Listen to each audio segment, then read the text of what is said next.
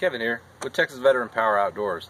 So what we have here is the Echo CS-590 chainsaw, and we're going to be using it for the first time today.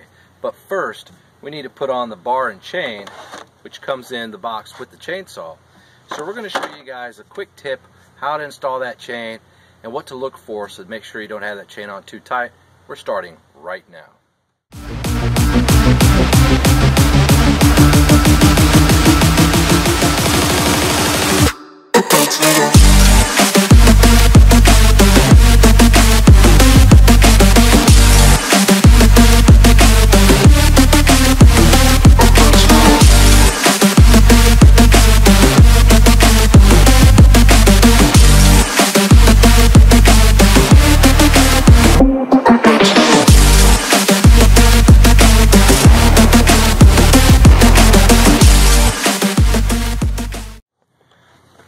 Okay, it's not rocket science when putting this stuff on, but you do want to make sure you put it on the correct way. So we have our bar here, and we have our chain. This bar and chain does come with this chainsaw in the box. So we're going to go ahead and get our little tool set. Now, this Echo does come with a wrench. Oh, we did bring it. I thought I had brought the wrong one. So we do have the right one. So we're going to go ahead and take the nuts off. Come off pretty easy. Okay, and you can see here you have your clutch sprocket here, and that's what's going to drive that chain around. Gives you the size of 3/8, so that way you know, in case you need to order a new one, you'll know what to order. And sometimes different models come with different size spurs here, or sprocket numbers, so you'll know which one to order. You just got to count those. Alright, let's go ahead and take our chain out. Now this chain is made by Oregon, one of the best brands in the business. Been around a long time. So if it has an Oregon name on it, you can bet it's a good product. Alright, this is a 3/8 chain, pretty heavy duty. Now when you're putting your chain on, I want to make sure you don't put it on the wrong direction. So in this chain, you're going to see, if we can get the camera to agree with us here. Let's see here, might not be able to. Okay, here we go. Alright, so you see these cutters. Now, a lot of people mistake a chain for you know, the chain on a saw. They call it a blade. Well, it's not a blade. This is a chain, and these are the cutter teeth. Okay, and that's what's going to do the cutting. Now, if you look at the direction, see the angle? Okay, that angle, that chain's going to be going this direction. It's going to be going top to bottom, top to bottom. So if we have our chain and our bar on right here, that chain's going to be rotating like this. Okay, so those teeth, okay, right here, they need to be facing this way. So that way, as they're going, they're cutting, and then they rotate back under again. Okay, I'm going to get you guys a little closer. That way you can see what we're talking about. Alright, so we're going to go ahead and put our bar on. Now, this little spot right here, you can apply some grease in there from time to time. That way you make sure that your sprocket tip there spins freely, and it comes already with some grease in there. But whenever you do your maintenance, you want to make sure you put some in there. Oregon makes a tool. We forgot to bring it. Makes a tool. It's a little plunger. You put it on there, you push it down, and it squirts the grease in there. So that's definitely something you want to have. Alright, so you're going to go ahead and put your chain, or I'm sorry, your bar on. Then we're going to take our chain, and we're just going to set it on top.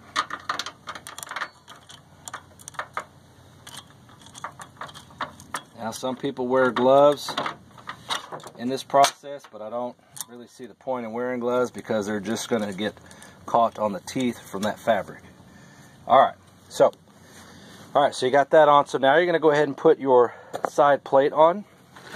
Now, when you put this plate on, this little bar right here, that's a tensioner bar.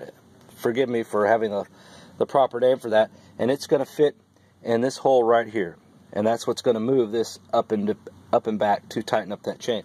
So when you put this on, you might have to loosen this up a little bit to back it out. So righty-tighty is going to make that spring go, or make that go forward, and then backing it up is going to make it go backwards. So you want to line that up with our hole here Alright, so as you can see here, see if I can get you guys a little closer. You can see right there, it doesn't want to quite fit in that hole. So, and still fit with the bolts there. So we need to go ahead and back that off just a little bit.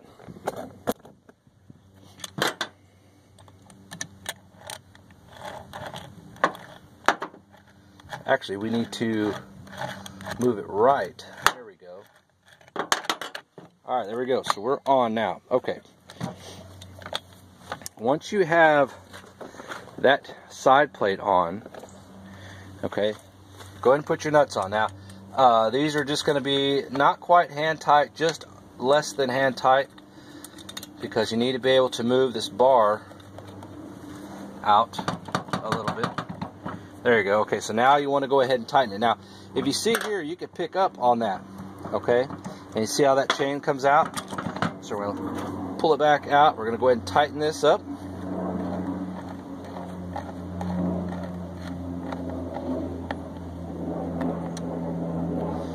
Okay.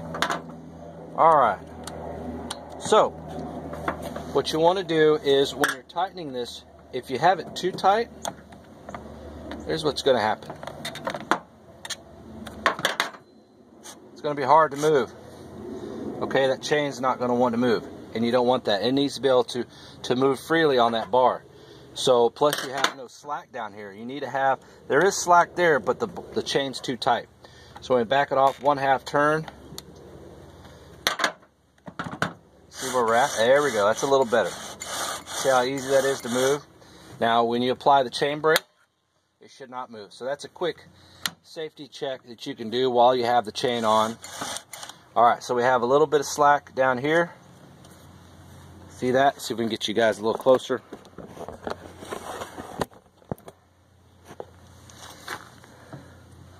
That's all you want right there. Anywhere in there. Maybe a tad bit tighter if you wanted, but I wouldn't have it any looser than that. Okay.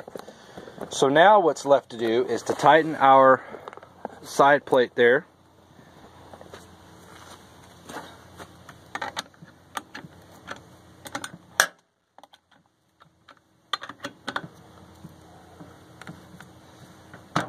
Now you don't want to use an impact or anything like that to tighten these. You don't even need a socket wrench. You could use a socket wrench because it's still hand tight, but hand tight is really all you need for this guy. And that's pretty much it. It's set. We're going to go ahead and put some fuel in here and some bar and chain oil, and we're going to put this guy on the chopping block and see how it does. So we have some Husqvarna bar and chain oil, which some of the best kind that you can buy that we really like.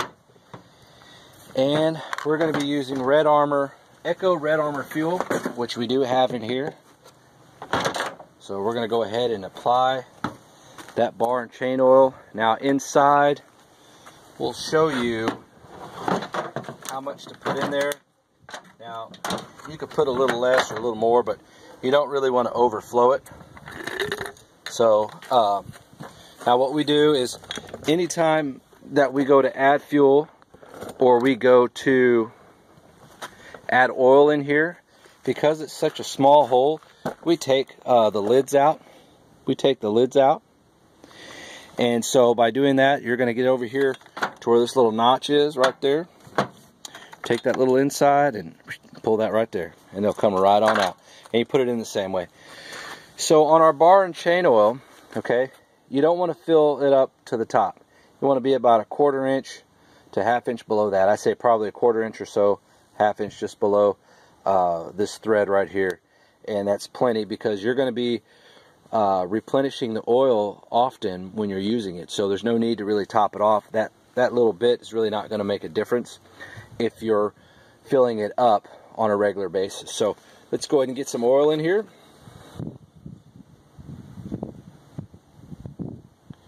Now, if you do accidentally fill it a little too much, that's okay. You know, just wipe up your mess, because it will get oil all over the place, and sometimes that does happen if you're in a hurry or concentrating on, you know, whatever it is that you're doing. There you go. See, that's just right. That's about 1/2 inch right underneath. Maybe we can get you guys a little bit closer to kind of really see what's going on. See right there, you got that about a 1/4 to 1/2 inch. Alright, so you're just going to put your cap back on the same way, right on in. Now you don't really need a tool to tighten this, but the other cool thing about these caps is you can't tighten them too tight. You can tighten them all the way to the stopping point, and that's it right there. It's the thread that goes around and it just stops. So that way you can't tighten it too much. So we're going to come over here to our fuel. Now we are using the Echo Red Armor. We really like the Echo Red Armor because it has some additives in there that some of the other brands don't have, and it's got some cleaning agents in there to get some of the carbon buildup off of the piston and things like that. Now this is brand new, so it's not going to have carbon buildup, but you know, it's going to help prevent some of that. So it does the cleaning in the system as it's doing its job on fueling the system. So I really like that. So the same thing when you're fueling this guy up, you're going to put you know, maybe about a 1/4 or 1/2, just a 1/4 or 1/2 inch just under the top of that lid. There we go. That's all you need right there. Alright. And now these pieces right here are replaceable. You would just unscrew that part right there, and you could, if they break or whatever, you can definitely get new ones put in. There we are. And same thing with this lid. You can only tighten it so far and then it'll stop. Alright, so this guy is ready. We're going to go ahead and crank it up for the very first time right now.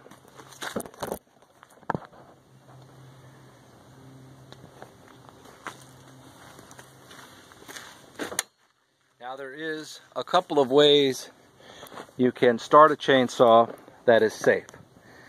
The safest way, well, there's two good safe ways. There's one by putting it on the ground and your foot on the bottom part of that handle, although your boot won't get in there. Sometimes people can put their heel there, but it's slippery, so depending on the chainsaw, your foot, your shoe may not fit there. So the other way to do it is just put it right here. Now you make sure the chain brake is on. Everything is on. Pull our choke out. Decompression button is in. Alright.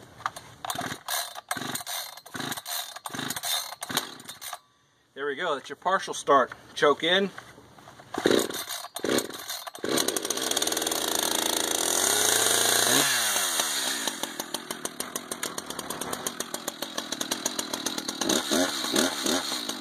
Let it warm up for a little bit.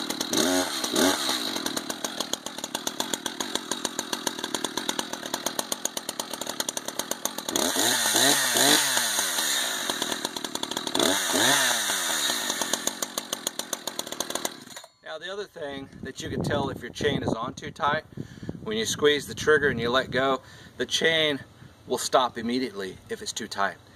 If it's just loose enough, when you let go of the trigger, it'll still rotate just a little bit and then it'll stop, which is what you want.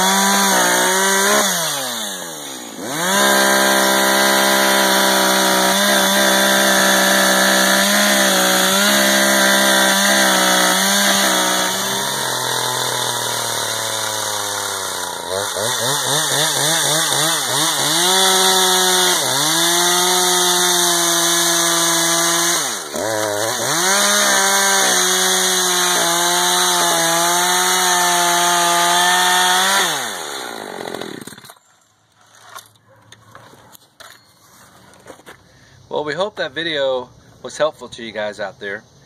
We're really excited about Echo the CS-590.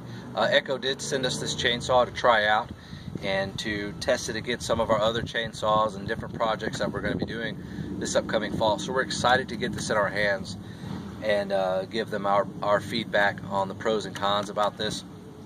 But so far I like it a lot. So we're pretty excited to have that. So thank you, Echo, definitely for that. If you guys get a chance, go over to echomeansbusiness.com. It's a free forum you can sign up for. There's hundreds of posts in there. All kinds of people in the lawn and landscape industry, from arborists to lawn mowing, landscape, hardscape, anything that has to do with outside, you're going to find that there. It's free to sign up, make some new friends, learn some new skills. You can post pictures and videos and things like that. So that's definitely awesome. And definitely check out the UAG, the User Advisory Group. Contact Echo and ask them about that, because I think you might be interested in that. If you guys have any questions or comments, leave them in the section down below. I'm Kevin with Texas Veteran Power Outdoors. See you guys next time.